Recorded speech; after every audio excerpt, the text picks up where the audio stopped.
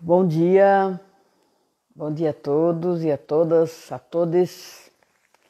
Hoje vamos falar sobre um tema bastante delicado, que até se diz que não se deve falar, tem algum preconceito em cima disso, mas cada vez mais se sente a necessidade premente de se falar sobre isso, porque é uma questão de saúde pública grave e numa curva ascendente, que é o suicídio entre jovens e adolescentes. Isso tem sido a segunda maior causa da morte entre 15 e 24 anos dos jovens. A segunda, superando apenas os acidentes de trânsito. Então, é bastante grave porque a maioria dos países, não discute, não fala. Poucos países no mundo se preocupam realmente com a prevenção, e a prevenção pode se dar de diversas formas. Então hoje a gente vai conversar sobre isso, vamos falar mais ou menos como essa situação se encontra, o que é que a gente pode fazer do ponto de vista espiritual, o que é que isso seria, o que é que a gente poderia mudar ao nosso redor, ao nosso entorno, onde existem jovens, Então a fala é para essas pessoas, Bom dia, Cissa, eu estou começando agora, nesse exato momento. Bom dia, estou começando agora, gente, então eu vou até repetir o que eu tinha acabado de falar. Que hoje nós vamos falar sobre o suicídio entre jovens e adolescentes, que é um tema em que há um tabu muito grande de se falar sobre isso, porque a OMS orienta no sentido de não se divulgar, não se falar sobre suicídio, porque dizem que a cada um suicídio divulgado, uma pessoa se suicida. Então há um estímulo ao saber da notícia de que alguém praticou o autoextermínio, alguém que se matou. É um tema delicado, às vezes eu fiquei pensando durante a semana, será que eu vou falar sobre isso no sábado de manhã e tal?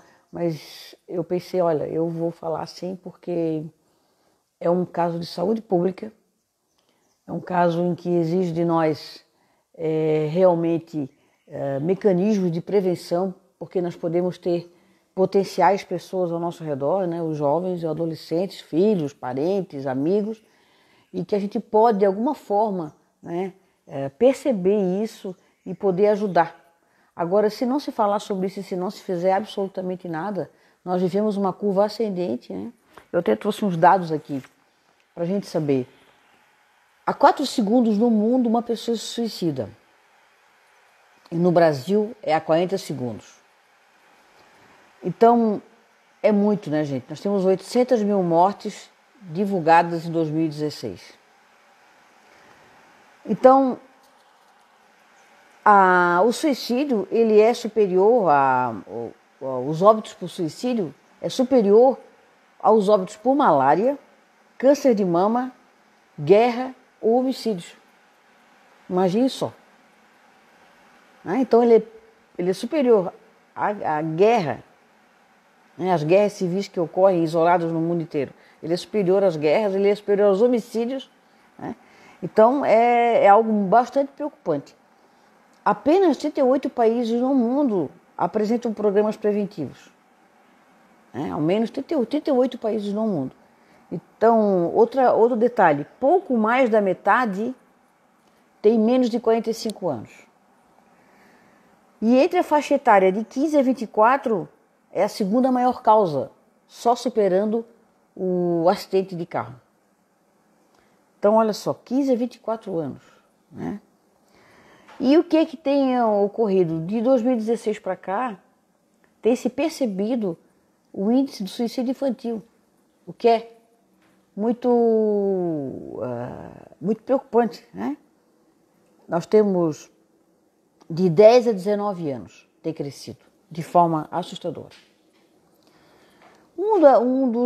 Das causas que se fala, a maior causa seria os transtornos psicóticos, esquizofrenia, depressão, né? São aquilo que eu estou falando, e eu falei no sábado passado, que são os transtornos mentais. E o segundo seria drogas e álcool, né? Mas depois eu quero falar detalhadamente sobre especificamente as causas nos adolescentes, né? Essa é a causa em geral que eu falei, né? São os transtornos mentais, a primeira maior causa, a segunda, drogas e álcool. E aí depois vem as outras causas que seriam insatisfações com a vida, problema financeiro, problema amoroso, né? Mas são índices bem menores. Então, a doutora Anete Guimarães é uma psiquiatra, inclusive renomada psiquiatra e oradora espírita, uma estudiosa do espiritismo. Ela nos fala o seguinte, que há 10 anos atrás, a maior causa da morte entre jovens era acidentes de carro. Há 10 anos atrás, a maior era. A segunda era o diabetes. Aí já era para todas as faixas etárias. Então, acidente de carro, diabetes e o suicídio vinha lá embaixo, no 5º lugar.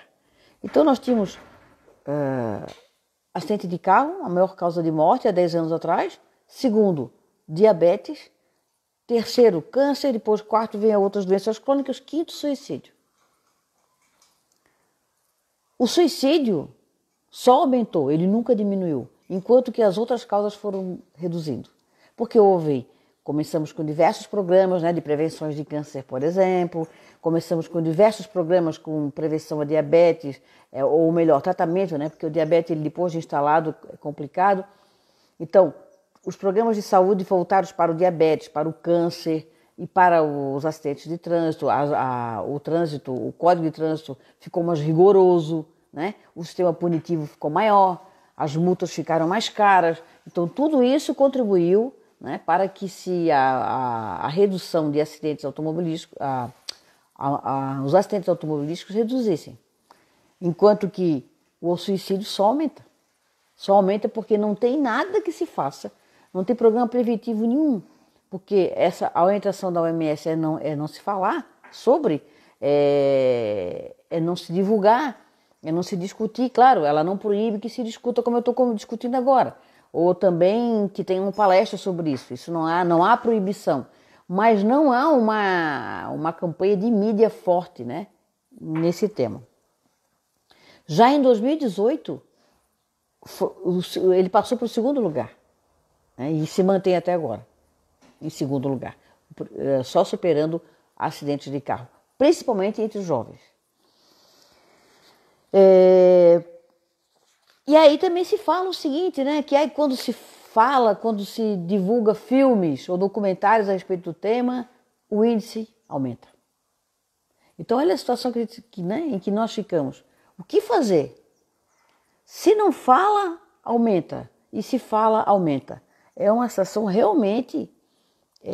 eu sou advogada, né, não sou das humanas, mas sou uma estudiosa do espiritismo e na doutrina espírita se fala bastante sobre isso e se tenta de alguma forma também trabalhar, né, como todas as outras religiões, apesar de eu entender e já ter dito a vocês que o espiritismo não é religião, né, ele é uma filosofia de vida e uma ciência, né, ele se autoexplica, é uma fé raciocinada, enfim. Então o suicídio tem alguma explicação. Mas eu não vou hoje falar aqui dessas explicações. Eu quero trabalhar com a prática, eu quero trabalhar com aquilo que a gente sabe aqui na nossa, sem qualquer fundo extrafísico. Eu quero falar do que nós temos hoje na nossa vida, no nosso cotidiano, que está prejudicando a vida dos jovens para que eles pensem em se matar. É pesado isso. A Anete nos diz uma coisa muito bacana aqui. Ela nos diz o seguinte, que a saúde mental ela está diretamente ligada ao amor. Então a saúde mental nossa, para que nós evitemos os transtornos mentais, as doenças da mente, ela está diretamente ligada à afetividade, à forma como nos relacionamos com o mundo. Então quanto mais nós nos importamos com as pessoas, né? Quanto mais nós nos importamos com as pessoas, menos doença mental eu vou ter. Olha só que interessante isso. E isso é estatístico. Ela é uma psiquiatra, ela é estudiosa e ela nos disse isso. Quanto mais nós nos importamos com os outros, mais saúde mental nós temos. Então essa seria a primeira alavanca nossa com relação a nos prevenir contra doenças mentais e, consequentemente, quando ela chega no ápice, o suicídio. Ela fala o seguinte, quanto maior o número de pessoas, né, com que você se importa, mais saudável você fica. A sua felicidade, ela diz, vem do amor que você sente pelas outras pessoas. Então a nossa felicidade está diretamente relacionada ao amor que eu sinto. Então é o momento de nós revisarmos os sentimentos que nós temos pelas pessoas. É o momento de nós pararmos para pensar se realmente a gente sente amor. Se o que a gente tem dentro de nós é amor. E se é amor, então vamos explorar, vamos irradiar esse amor ao nosso redor. Né? Então, evita o barulho aí, Marisa, por favor. Tudo faz barulho aqui. Desculpa, pessoal. A minha colega aqui está trabalhando ali, eu desconcentro um pouco. Então, a nossa felicidade, ela vem do amor diretamente ligado a outras pessoas. Só o amor liberta você da dor. Só o amor liberta você da dor. E esse amor é um amor que se sente por tudo, pela natureza, pelas pessoas. E não é só pelas pessoas conhecidas, pela família, pelo companheiro, pela companheira e pelos filhos, mas sim por todos que passam ao nosso redor, né? Por todos que nós nos relacionamos. Quando nós vamos numa loja fazer uma compra e se a gente é mal atendido e a gente já também responde à altura, ou se eu sou uma pessoa que atende e atendo mal uma pessoa, isso é uma forma indireta de desamor. Né? Quando a gente está amarga, quando a gente não se sente amada, a gente também não trata o outro bem. Quando nós estamos felizes, amados, nós conseguimos, sim, também passar esse amor para o outro. E isso em todos os espaços em que nós frequentamos. Todos, né? Por toda a vida. Então, o amor é um rio que precisa descer. Né? E pode até ter pedras no meio, mas ela contorna, né? Ela contorna e vai. Ele é a força, é a energia vital para que nós possamos ser felizes. E se nós estamos com amor dentro de nós, isso está ligado diretamente à nossa saúde mental.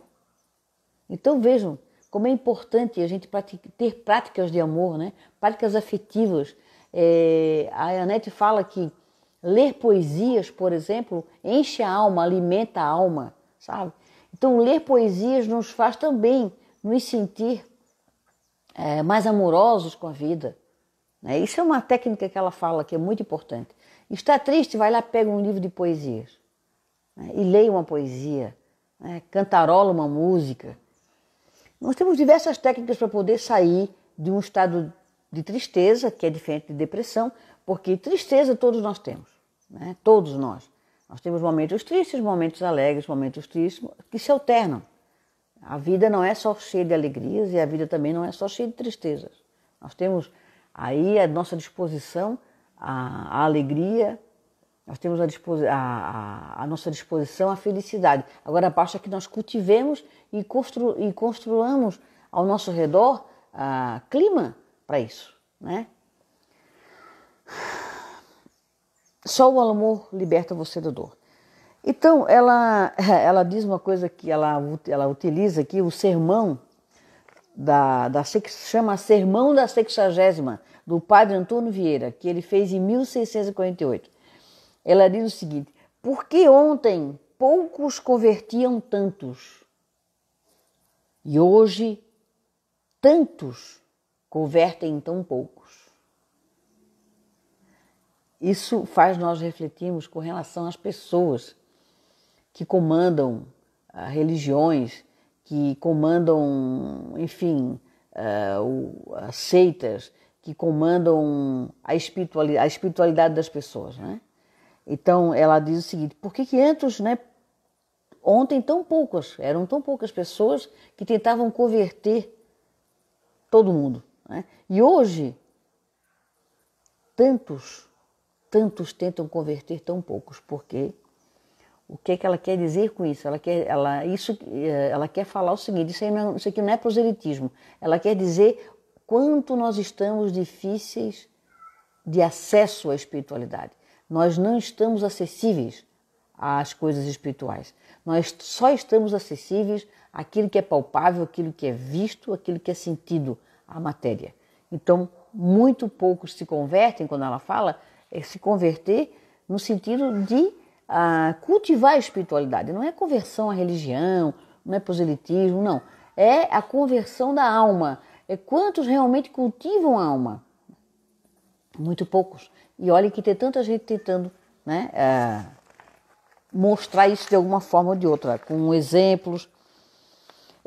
Ela nos diz aqui também que um dos motivos, né, digamos, do nosso sofrimento é o orgulho. Ela diz que nós somos muito orgulhosos. E o pior de tudo, que a maioria de nós, orgulhosos, não percebem, né, que nós somos tão orgulhosos. Nós mesmos não percebemos que temos orgulho. A gente até diz assim: eu tenho orgulho de ser humilde. Né? É uma contradição. Eu falo às vezes: eu tenho orgulho de ser humilde. Então, ela diz o seguinte, que a ironia é a humilhação fina.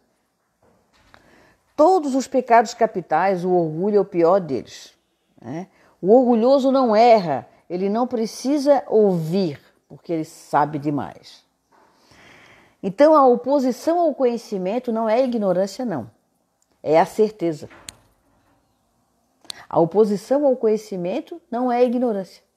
É a certeza. É quando eu digo que eu tenho certeza. Eu tenho certeza que isso é assim. Não, isso eu tenho certeza, né? Então, isso sim é ignorância, né? Então, a oposição à nossa sabedoria, a nós nos tornarmos pessoas mais sábias, é justamente a certeza. Porque certeza nós não temos. Não tem regra geral. Sabe? Nada está sedimentado de uma forma em que não se discute.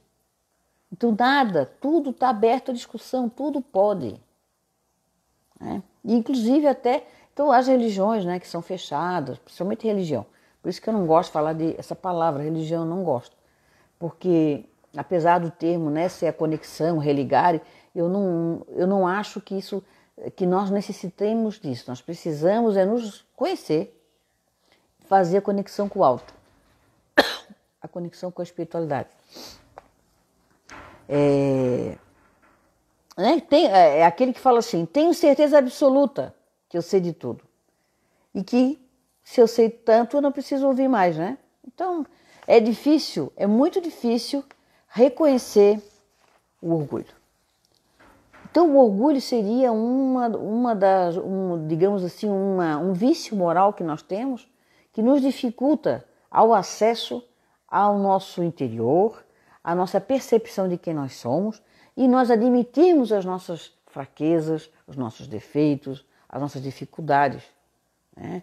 O orgulhoso, ele fala de uma forma, ele não deixa aberto, né? Ele não ouve também, ele só fala. Só fala. Olha, gente, eu estou falando isso, eu não estou dizendo que eu... Quando eu estou falando isso, eu preciso falar muito para mim, né? Eu sempre digo isso. Se eu estou falando sobre um tema, e quanto mais eu tento esgotar esse tema, eu falo muito mais para mim. Então, gente, essa situação que nos preocupa muito, que é a maior causa, que são os transtornos mentais, que podem ser iniciados por diversos vícios morais que nós temos, e aquilo acaba culminando, né? Então, por exemplo, o orgulho, como eu acabei de falar, né? A ausência de amor dentro da gente, a falta de efetividade com a vida. Isso tudo vai nos levar para uma amargura grande, fria, que não nos dá luz, não nos dá esperança, só nos dá dor, E é quando a gente só sente a dor e não vê luz, só vê sombra, só vê trevas, nós queremos acabar com isso. A gente precisa terminar com a dor. Eu recebi hoje um comentário na minha postagem do Facebook, da minha postagem do card dessa live de hoje, de uma mãe que me deixou bastante... na hora fiquei bastante preocupada e ao mesmo tempo chocada, né? Mas eu sei que tem também crescido o suicídio infantil, né? Que ninguém fala, de 8 a 12 anos, porque a infância é considerada até 12 anos, né? De 12 anos em diante é a adolescência. E a gente fica pensando o que leva uma criança de 8 anos a pensar em se matar, a pensar em praticar, né, o autoextermínio, em acabar com a sua vida. O que pode levar? E hoje uma mãe comentou ali na minha postagem isso. Ela disse que o filho, ela tem uns problemas familiares, eu não vou aqui citar, obviamente, vou preservar o nome, mas o marido é ex-detento, mas ele cumpriu a pena dele, e eles moram numa cidade pequena, e tem dificuldades nessa cidade pequena de viver, porque tem um preconceito, né, contra aquela família. E aí eles descontam nos filhos, né? E tem um menino de 8 anos, que ele um dia disse e parece que a própria diretora do colégio tem problema com eles, uns fatos bastante, ela já tinha me contado isso um pouco triste, bastante dramáticos, assim, para poder se enfrentar isso, porque não tem, né? Como é que se acaba com preconceito, né? A pessoa tem preconceito e continua tendo preconceito aberto, velado, e vai fazer o quê, né? Não tem um sistema punitivo, né? Que seria um absurdo também criar, mas como é que você vai fazer para que a pessoa não tenha preconceito? Você tem que conquistar a pessoa e que ela perceba que você é tão um ser humano quanto ela e que você tem direito a ser feliz e ter a sua cidadania também, né? Mas, enfim, ela tem esse problema, esse preconceito, e o menino sofre o preconceito na escola, porque o pai é ex-detento. Então ele falou para ela, 8 anos de idade, disse, ô mãe, como é que eu faço para acabar com a minha dor? Será que se eu morrer acaba a minha dor? Olha, 8 anos. E será que se eu morrer também aquela diretora vai ficar feliz daí? Tipo assim, será que então, né? Ele está se achando ele o problema, o centro do problema, o causador da dor familiar, inclusive. Porque ele não está sendo bem recebido na escola, né, pelos professores, não sei se todos, e pela diretora, e pela própria cidade. E a mãe tem esse baita problema dentro de casa para tentar resolver. E ela tem que ficar atenta. Ela disse, eu estou atenta e tenho essa preocupação, porque sei que meu filho pensa nisso. 8 anos, gente.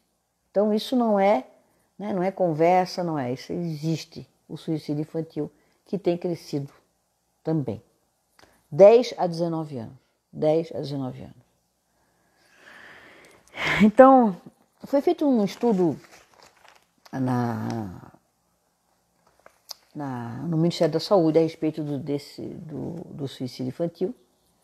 A OMS também, parece que foi um programa da OMS, e eles fizeram umas pesquisas, aí tem feito, né, estão estudando isso, e perceberam o seguinte, então, que tinham 5 motivos que levavam os adolescentes e jovens a terem depressão, a terem doenças de ordem psicótica, né? E eles chegaram à conclusão que o primeiro, por exemplo, seria a influência de séries e filmes. Olha, gente, isso é verdade. Até que ponto nós estamos controlando o que os nossos filhos, né? Porque a gente só consegue cuidar dos nossos. Até que ponto nós estamos prestando atenção no que os nossos filhos estão assistindo na internet? Que filmes, que séries? Será que é algo construtivo? Ou é luta, é guerra, é destruição, é sempre um lutando contra o outro, ou então o herói, a heroína. Porque todo mundo quer ser super-herói, gente. E não existe. Super-herói né, é algo lúdico que se criou para criança que eu, sinceramente, eu sou contra. Porque não existe super-heróis. Não existe super-heroínas. Não existe, gente. Né? Existe pessoas que talvez lutem mais do que as outras, tenham esse espírito, né, guerreiro, mas a história já nos mostrou, a verdadeira história com H, né, já nos mostrou né, aqueles em que eles denominam heróis que nunca foram heróis. Né, porque não existem heróis, existiam muitas pessoas em um processo, né, em que alguém estava à frente e levou o prêmio. Não é? Claro, temos pessoas, líderes que se destacam, obviamente, guerreiros que se destacam, mas super-heróis é uma coisa que a criança quer ser um super-herói, quer ser super-herói, e quando ela vê que cada vez mais ela se afasta desse protótipo do super-herói, ela vai se amargurando, se angustiando.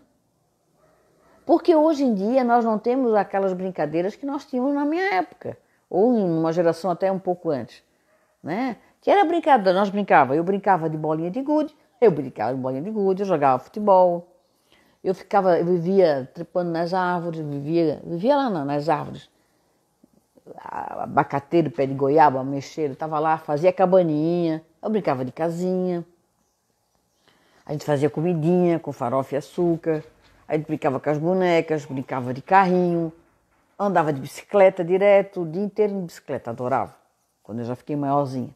Né? Sempre gostei de bicicleta, sempre gostei de sair, de me movimentar com algum veículo, alguma coisa assim.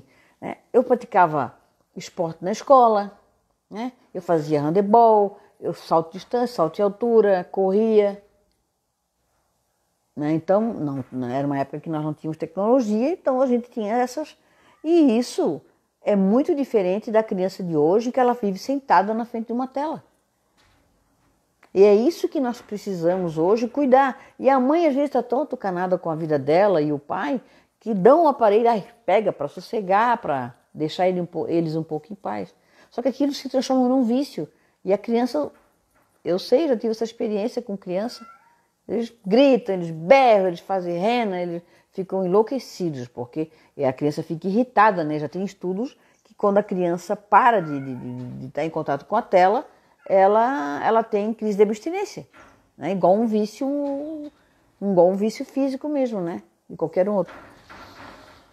Então, influências de séries e filmes, cuidem, e não só os jovens adolescentes e os filhos, mas todos nós, cuidemos que tipos de séries e filmes a gente está assistindo, né? O que isso está nos trazendo. Eu antes eu nunca tinha parado para pensar nisso. Eu gostava de me divertir, então eu vou assistir um filme em que eu particularmente sempre gostei de biografia, de drama, eu nunca curti muito comédia, principalmente história. Gosto demais de filmes biográficos que contem histórias de países, enfim, de pessoas. Então, mas às vezes a gente está afim, eu quero relaxar, quero ver uma coisa boba, não tem problema, uma comédiazinha, mas cuidem para que tipo de filme a gente está assistindo. Que tipo de filme nós estamos trazendo para dentro de nós? E principalmente na hora de dormir. A hora de dormir é uma hora sagrada. Antes de dormir, se nós formos assistir qualquer coisa, que assistamos coisas boas, gente, positivas. Que a gente não vá assistir filme de carnificina, de guerra, filme que conta a história do nazismo. Né? É muito importante a gente saber da história, né? Mas que a gente não vá assistir esses filmes fortes no momento que vai dormir. Porque é um momento em que a alma se liberta do corpo, quando vai dormir. Todos nós saímos do corpo quando vamos dormir. E nesse momento a alma está a fim de refrescar, de acalmar, né? Porque a mente o dia inteiro usufruiu. E aí a gente vai ainda gritar, a gente vai lutar, a gente, sabe, aí acorda cansado, dor de cabeça. Ai, eu estou cansada, estou indisposta, claro. Porque não deve ter feito uma prevenção antes de dormir bacana, para que o espírito, na hora que se libertasse do corpo, pudesse usufruir de algo mais leve, de algo que pudesse até realimentá-lo, né? Bem, a segunda seria o impacto das redes sociais. Isso aí tem sido muito discutido. Teve agora em São Paulo um estudo que foram fazer sobre 3 jovens que se suicidaram, um de 15, um de 18, outro de 23, se não me engano, ou 22. 3 classe média alta, pessoas de renda, alta renda, e descobriu-se o quê? Uma cobrança excessiva dos pais com relação aos estudos, uma cobrança excessiva de que eles fossem os grandes, os super-heróis, aliado à ausência completa de amor dentro do lar.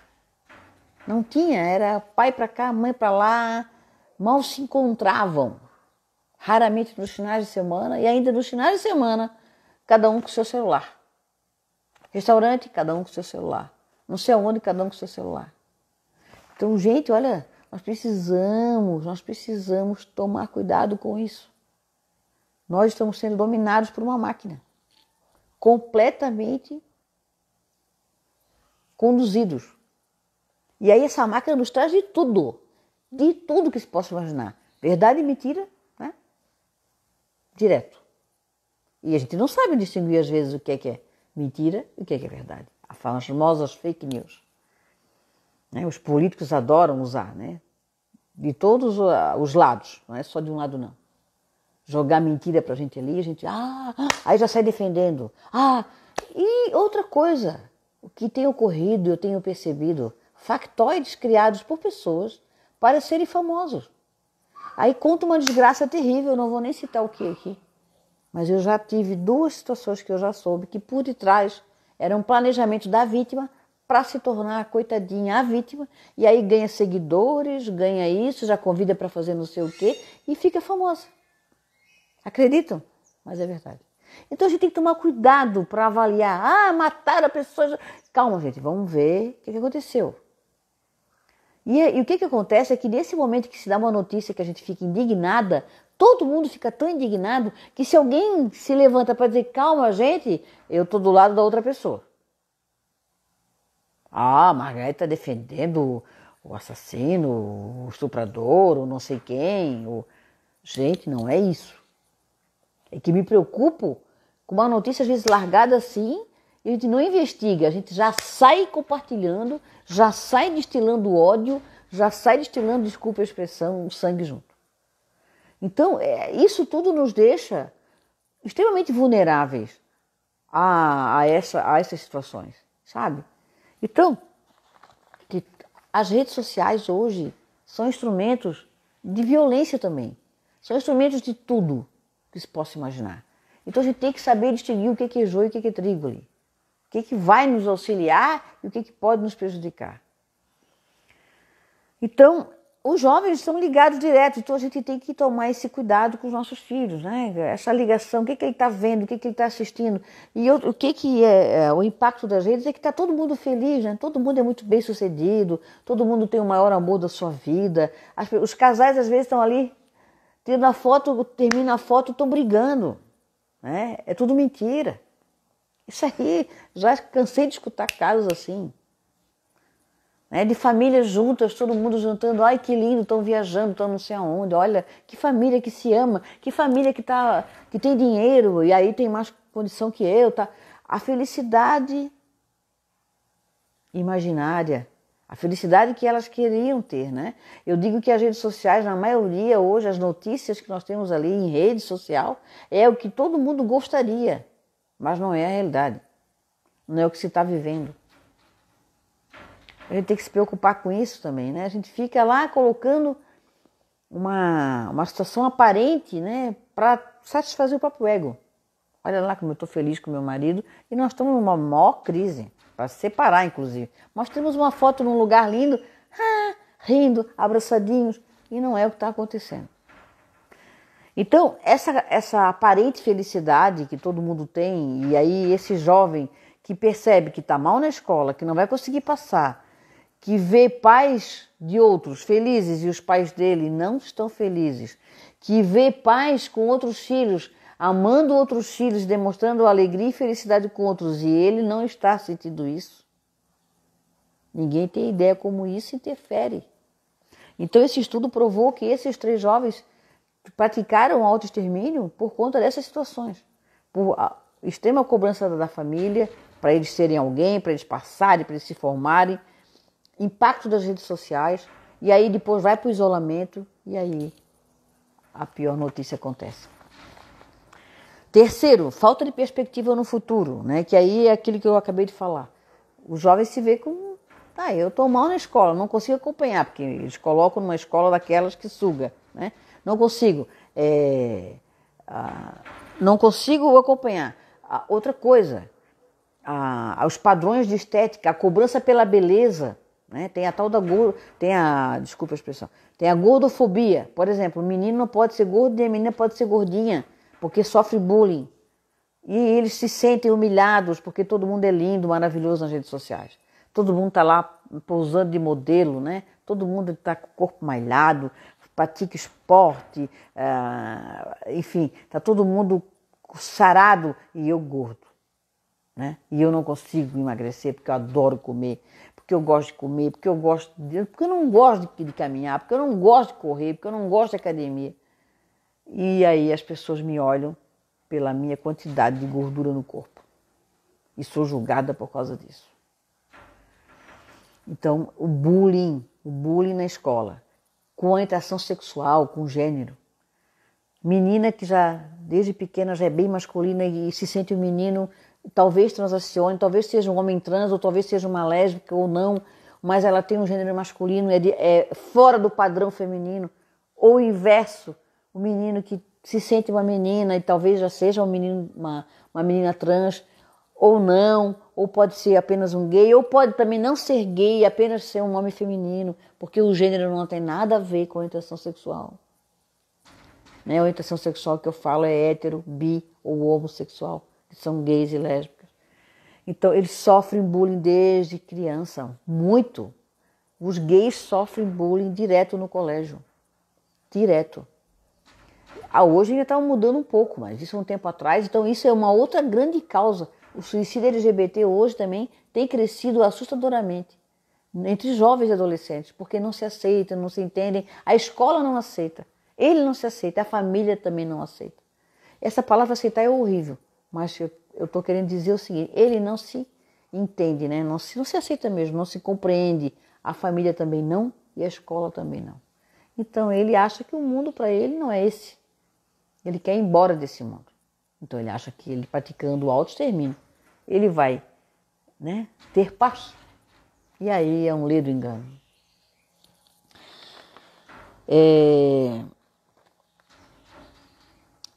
O quarto seria a orientação sexual e o gênero, que eu acabei de falar. E o quinto seria a ausência de tratamento da depressão, dos transtornos mentais.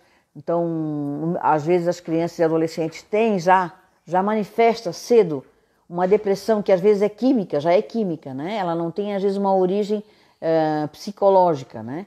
Aparente. Então ela precisa se medicar, ela precisa fazer terapia, isso é muito importante, gente. Terapia para todo mundo, todos nós estamos precisando nos autoconhecer, todos nós estamos precisando ir para um divã, fazer análise, nos conhecer, para que a gente se ame, para que a gente compreenda, para que a gente possa amar o outro. Olha que a Anete diz, né? Psiquiatra famosa, ela diz o seguinte, nós somos felizes, a felicidade é diretamente proporcional à quantidade de pessoas que eu me importo, à quantidade de pessoas que eu amo. Quanto mais eu sinto amor, mais eu tenho saúde mental. E aqui, a gente está indo aqui, não quero me alongar, os sinais de alertas, né?